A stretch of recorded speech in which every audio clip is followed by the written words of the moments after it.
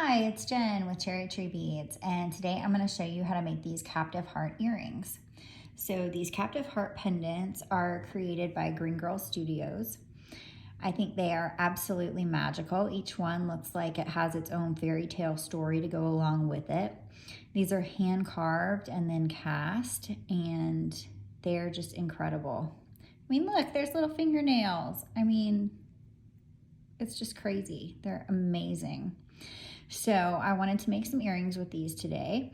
So I didn't want to take too much away from these pieces because they're so standalone.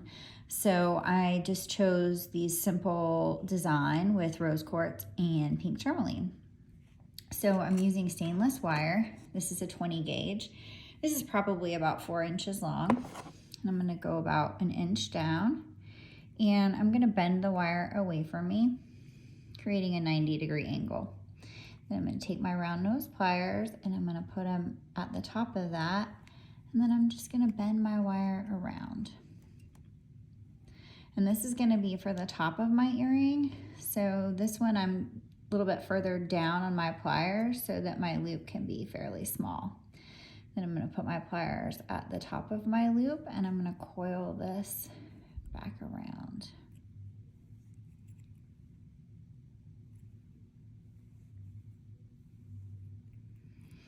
And then I'm going to take my cutters and cut off the excess. Then I'm going to string on my beads. I'm going to put on the pink tourmaline, the rose quartz, and the pink tourmaline. And then because of the way that I want these to hang, I want to make sure that this loop is going one way and my other loop is going the other way so that my pendant hangs the way that I want it to.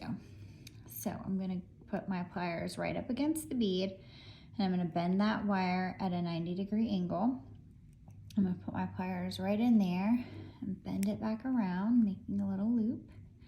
And this one I'm going to go further up on my pliers and create a bigger loop because the top of this pendant is a little bit larger. String that on.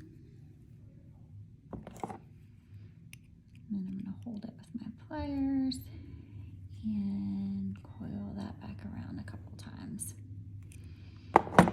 Then I'm going to cut off my excess wire. And then for this, I want to highlight the front and the back of these hands because I think both sides are equally amazing. So for this one, I'm going to have one facing up and one showing the back of the hand. So I'm going to take my pliers and take this ear wire and I'm just going to twist that to the side so that it opens and I can attach my little loop. Make sure it's going to hang the right way. Then I'm going to take my pliers and twist that back into place.